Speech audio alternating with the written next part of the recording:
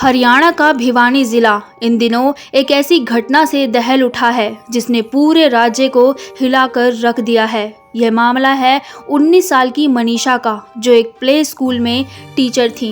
11 अगस्त 2025 को मनीषा घर से निकली थी। वो नर्सिंग कॉलेज में एडमिशन के लिए गई थी, लेकिन वापस कभी नहीं लौटी। 2 दिन तक कोई पता नहीं चला और फिर 13 अगस्त को उसका शव भिवानी जिले के सिहानी गांव के पास एक खेत में मिला। शव मिलने के बाद गांव में सनसनी फैल गई। मनीषा के गले पर गहरे निशान थे और हालत देखकर साफ लग रहा था कि मामला गंभीर है, लेकिन पुलिस ने शुरुआत से ही इसे आत्महत्या बताया। पुलिस का कहना था कि मनीषा ने खुद कीटनाशक पीकर जान दी है। उनके पास से एक सुसाइड नोट मिला और जांच में यह भी सामने आया कि उसने खुद बाजार से जहर खरीदा था। विसरा रिपोर्ट में भी यही बात सामने आई, यानी मौत जहर खाने से हुई थी। पर क्या थी सच्चाई? आइए अब आपको बताते हैं। दोस्तों, पोस्टमार्टम रिपोर्ट में यह भी लिखा गया कि शव को जंगली जानवरों ने नोचा था और मेडिकल जांच में यौन शोषण की कोई पुष्टि नहीं हुई। आइए अब आपको बताते हैं परिवार और गांव वालों का क्या आरोप है। दोस्तों, मनीषा का परिवार पुलिस की इस थ्योरी से बिल्कुल सहमत नहीं है। परिजनों ने साफ कहा, यह आत्महत्या नहीं बल्कि हत्या है। उन्होंने शव का अंतिम संस्कार करने से इनकार कर दिया और धरने पर बैठ गए। गांव वाले और खाप पंचायत भी परिवार के साथ खड़े रहे।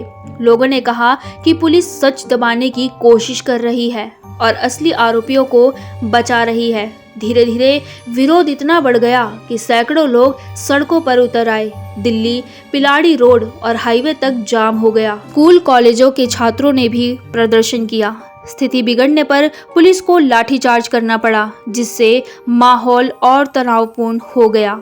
मामले के तूल पकड़ने पर सरकार ने तुरंत कदम उठाए। भिवानी और चरखी दादरी जिले में इंटरनेट और एसएमएस सेवाएं 48 घंटों के लिए बंद कर दी गईं, ताकि अफवाहें ना फैलें। स्थानीय एसपी को हटा दिया गया और कई पुलिस अधिकारियों को सस्पेंड भी किया गया। लेकिन लोगों की सबसे बड़ी मांग थी सीबीआई जांच, क्योंकि ग्रामीणों और परिजनों को पुलिस की जांच पर बिल्कुल भी भरोसा नहीं था। लगातार विरोध और दबाव के बाद हरियाणा सरकार ने केस सीबीआई को सौंपने का ऐलान कर दिया। इतना ही नहीं, शव का तीसरी बार पोस्टमार्टम दिल्ली के एम्स अस्पताल में कराया जा रहा है। इससे पहले शव का पोस्टमार्टम रोहतक, पीजीआईएमएस और भिवानी सिविल अस्पताल में हो चुका था। लेकिन परिजन मानते हैं कि सही सच्चाई सिर्फ एम्स की रिपोर्ट से ही सामने आएगी। तो दोस्तों, सवाल अभी भी वही है, क्या मनीषा ने सच में आत्महत्या की या फिर ये एक सोची समझी साजिश है जिसे दबाने की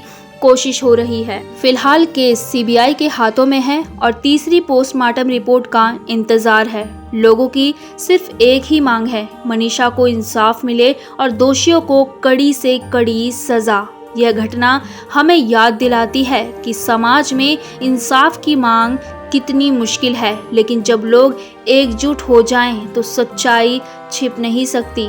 आपका इस केस पर क्या कहना है? कमेंट में ज़रूर बताइएगा। और अगर आप चाहते हैं कि मनीषा को इंसाफ मिले तो इस वीडियो को शेयर करना मत भूलिएगा। मिलते हैं आपसे मनीषा के केस से जुड़ी एक और नई वीडियो में। तब तक के लिए आप जुड़े रहें हमारे चैनल से।